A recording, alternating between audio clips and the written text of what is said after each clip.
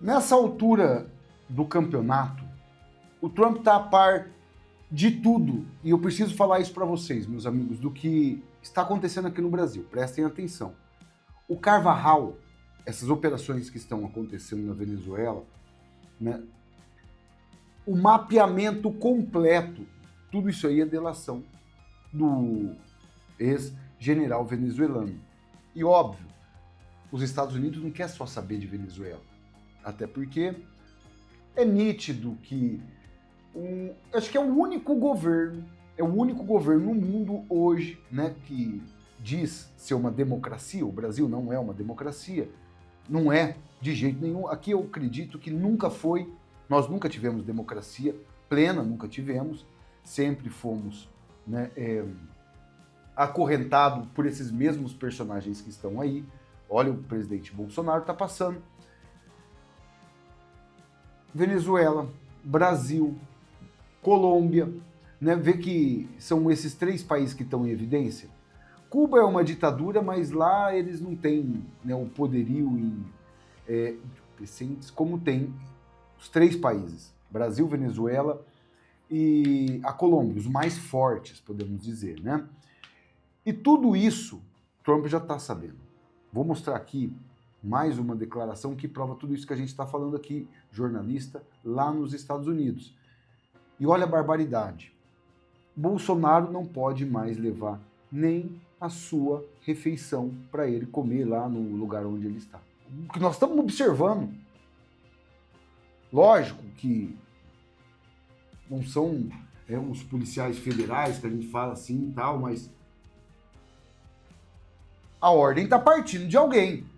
A ordem está partindo de alguém. Essa pessoa que a gente deveria ter acesso, saber por que está fazendo essas maldades. Foi o Flávio que colocou aqui.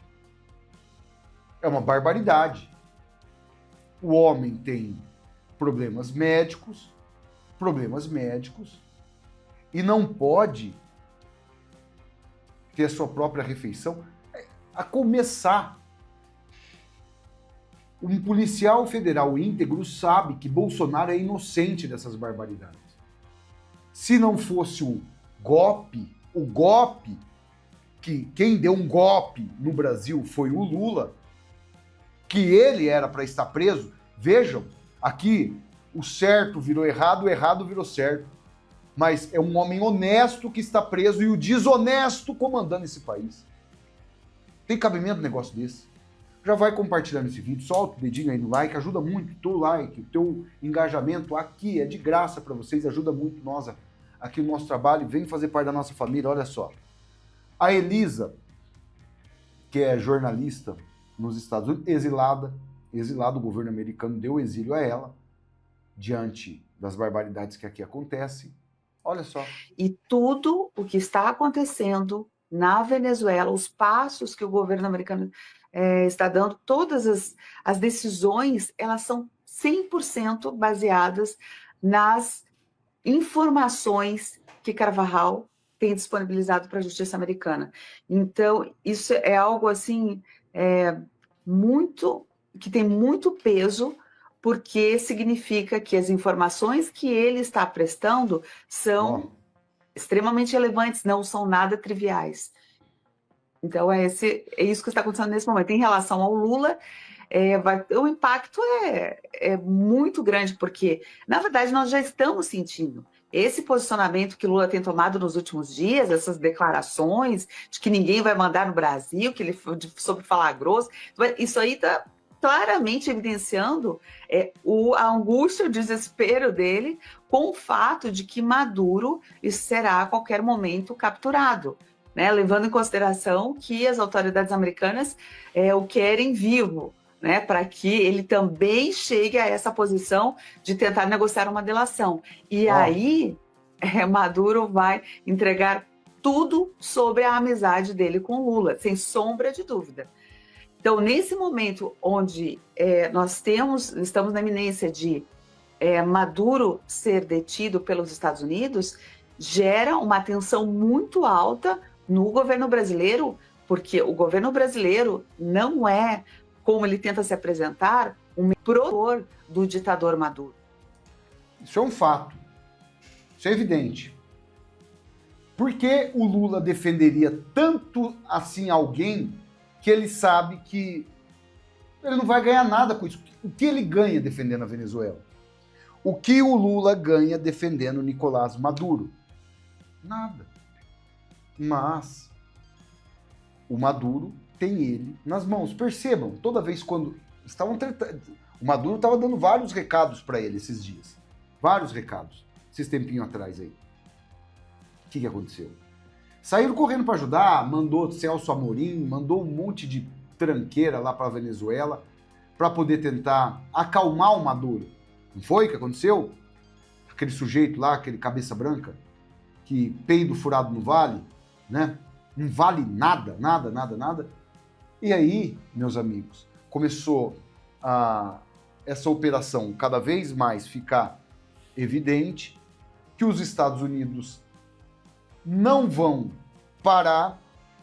Um B-52 acabou sobrevoando muito próximo à costa venezuelana, isso, se eu não me engano, foi ontem, e isso é questão de dias. Lembra o Barack Obama? Osama Bin Laden, na época do Barack Obama? A gente, do nada, ficou tendo a notícia que o Osama Bin Laden tinha ido para terra do pé junto, foi de arrasto. Só que com o Maduro vai ser diferente. Vai ser diferente. Ele vai ser capturado vivo. Os Estados Unidos quiser agora, chega lá, tal, os caras têm material para isso, material humano. O treinamento que esses caras fazem lá no exército americano, né, marinheiro, os Sears, tem um monte de corporações, né, dentro das Forças Armadas Americanas, né, que os caras são Cobra Kai, né? Falo Cobra Kai porque é aquela série, né, do Karatê, né, do Karate Kid, e a gente assiste bastante aqui, mas são fera.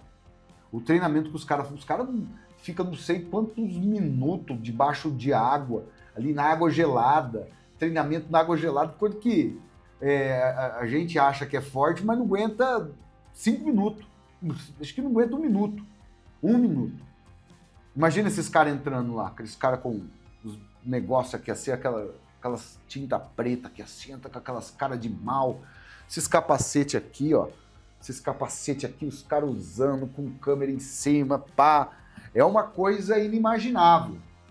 Aí pegou o Madurinho, já tá bem maduro, mas bem maduro. Maduro, a gente quer saber quem é os seus comparsas. Você acha que o Maduro não entrega? O problema desses pseudo-ditadores, né? Os caras antigamente era mais, podemos dizer, mais raiz, né? Agora, esses ditadores aqui de hoje, Lula, Maduro, são tudo Nutelinha. Eles não aguentam mais, ó, uma sala escura, não aguentam uma sala escura. Vai falar, vai denunciar. Ainda, por isso que eu tô falando, infelizmente, a gente tá vendo o presidente Bolsonaro nessa situação. Mas tem muita coisa para acontecer daqui até o ano que vem. Mas muita coisa, tá? Isso aí é nítido. Agora, aqui, olha só. Reação do governo Trump à prisão de Bolsonaro, né? A sinalização mais sensível para investidores veio do Departamento de Estado. A prisão do presidente Bolsonaro segue provocando repercussões políticas, econômicas e agora internacionais. A primeira reação de peso veio dos Estados Unidos. Donald Trump soube do episódio por um jornalista brasileiro e surpreso lamentou. É uma pena. Muito ruim. A fala, embora vaga, foi suficiente para repercutir entre aliados do presidente, óbvio. A sinalização mais sensível para investidores veio de outro lugar, de Marco Rubio, Christopher Landau, vice-secretário dos Estados Unidos, que publicou na rede, a embaixada americana compartilhou o impacto imediato, economistas, olha, e gestores viram na mensagem um potencial ponto de inflexão. O temor é que a crítica, incomum em tom e origem, abre espaço para um início de escalada diplomática, especialmente se Trump decidir transformar o caso em bandeira política. Entre analistas, o post de Landau foi classificado como um recado duro demais para ser ignorado. Gestores ouvidos no final de semana reconhecem o desconforto. A avaliação predominante é que a fala de Trump Isoladamente tem efeito limitado, mas a posição oficial de um alto funcionário do Departamento de Estado leva o risco de deterioração a curto prazo. Imagina a hora que o Trump tiver acesso a isso que está acontecendo com o presidente Bolsonaro. A família foi proibida de levar comida para o presidente. A família. A denúncia é gravíssima. Continua muito indignado, inconformado, a todo momento falando como se estivesse se defendendo ainda dessa perseguição que ele sofreu. O que eu fiz para estar aqui? Meu governo fez uma transição tranquila. Logo depois da eleição eu falei aqui que que iam sentir saudade de nós, que os métodos que a gente tem que usar são diferentes dos métodos da esquerda, de depredação de patrimônio público, de fazer desordem. Eu nomeei o comandante do Exército, o comandante da Aeronáutica que o Lula indicou. Esse ponto que eu ia falar. Como que o homem ia dar um golpe, que eles dizem, sendo que o Bolsonaro indicou até, né, aceitou, né, as indicações do Exército, Marinha e Aeronáutica dos comandantes desse pelego que aí está. Como? Se ele queria dar um golpe. Ele tinha esperado até o último dia dele. É um absurdo. Eu fiz um vídeo em 30 de dezembro falando que não tem tudo ou nada, que não existia isso da nossa parte, enfim. Ele deu ali, fazendo a defesa dele como sempre, de que obviamente ele não trabalhou para que houvesse nenhum conjunto, nenhum contexto aqui que pudesse motivar qualquer ato irresponsável. Foi para os Estados Unidos, então ele fica ali a todo momento repetindo isso, se defendendo. Pediu ali que a gente insistisse, conversasse com o presidente Hugo Mota e com o presidente Davi Alcolumbre, que o que nós pedimos para ele, por ocasião inclusive das eleições deles, as presidências das respectivas casas, que era a colocação em pauta do projeto de anistia. Então fica aqui de público mais uma vez, eu acabei de sair de conversar com o presidente Bolsonaro, é um pedido direto dele para os presidentes Hugo Mota e Davi Alcolumbre. E uma coisa que me preocupou aqui, que eu acabei de ter informação de que alguém eu não sei quem foi, de quem partiu a ordem, mas para proibir que houvesse, que a família trouxesse a comida dele, que é feita com base na prescrição médica.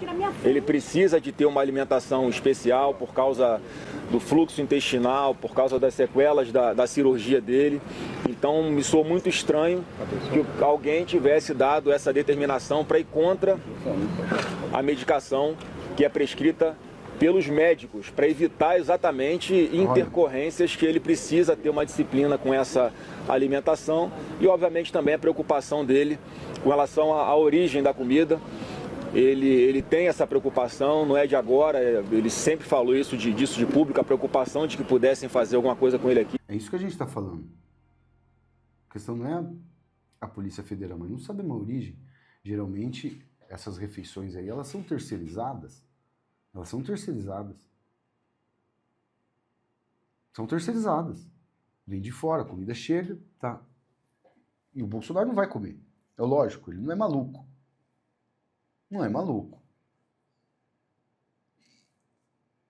E aí, se acontece alguma coisa? Se essa barbaridade aconteça, o que vai fazer? Não, é surreal. A começar, um homem que foi vítima de uma tentativa de assassinato. O cara que fez isso até hoje, é tido como um maluco. O delegado que estava investigando ganhou uma promoção, o outro ali, né, parece que foi preso. Um dos que estava investigando também.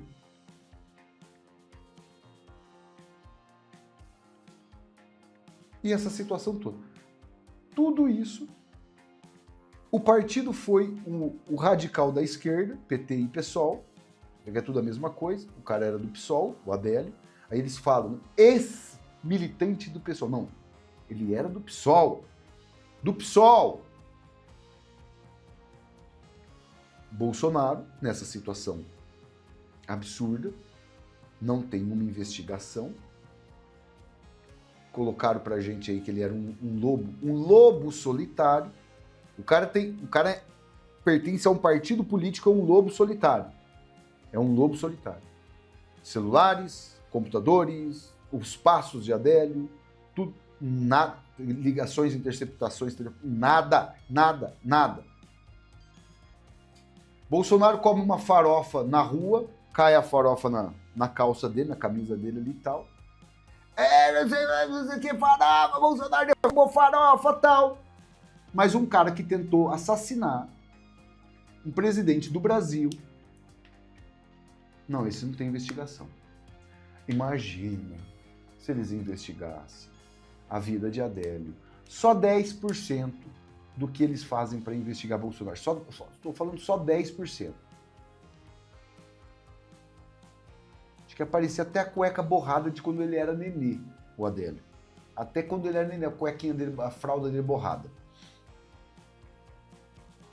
Mas jamais eles vão fazer isso hoje, né? Jamais. Agora, um homem que tem várias dificuldades, várias enfermidades, como ele vai fazer para se alimentar? Bolsonaro tem quase 2 metros de altura. Ele é forte para dedéu. Imagine, esse homem estava acostumado a comer em todos os lugares que ele ia, lembra? A gente só via ele comendo pastel aqui, um pão ali, tomando um leite aqui, almoçando aqui. O presidente Bolsonaro é aquela pessoa que está acostumada a tomar café da manhã, tomar um cafezinho no meio, depois do café da manhã, depois almoçar, tomar um lanche à tarde, comer lá por umas 6, 7 horas, depois jantar. O presidente Bolsonaro está acostumado a isso. Rapaz do céu. Rapaz. Você acha que eliminando Bolsonaro dessa forma vai conseguir trazer novamente aqueles velhos conhecidos de volta à política? Absurdo, cara. Absurdo. Que o Trump faça realmente, né, o que tiver que ser feito, é a única esperança. Não, hoje é a única esperança. Não tem outro escapatório. É a única esperança, é o presidente dos Estados Unidos. Isso é um fato. Compartilha esse vídeo no WhatsApp, no Telegram, no Facebook, solta o dedinho no like, vem fazer parte da nossa família se inscrevendo aqui no canal. Eu estou de volta daqui a pouco com mais notícias e informações aqui no canal Pai e Filhos.